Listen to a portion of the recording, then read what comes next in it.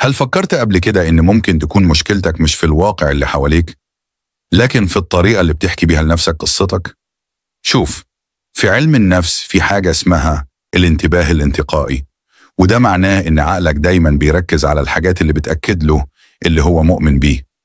يعني لو بينك وبين نفسك مقتنع إنك فاشل، إنك مش محبوب، أو إن حظك دايما سيء، عقلك هيفضل يدور ويجمع كل موقف سلبي، كل كلمة جارحة، كل فشل صغير، ويحطهم قدامك كأنهم الدليل القاطع على فكرتك.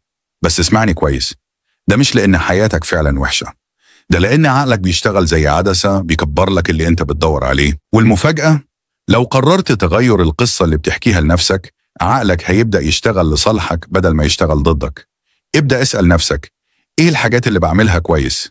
ايه الفرص اللي حواليا وممكن أبدأ بيها؟ ايه الحاجات البسيطة اللي بتخليني أبتسم في يومي؟ صدقني، عقلك هيبدأ يلاحظ كل إنجاز حتى لو صغير، هيشوف كل باب مفتوح، وهيبدأ يربط بينك وبين النجاح بدل الفشل. في الآخر إحنا مش ضحايا الواقع، إحنا صناع القصة اللي بنعيشها. فخليك واعي بالكلمات اللي بترددها لنفسك، بالأفكار اللي بتسقي بيها دماغك، لأن ده هو الزرع اللي هيطلع بكرة وقعك.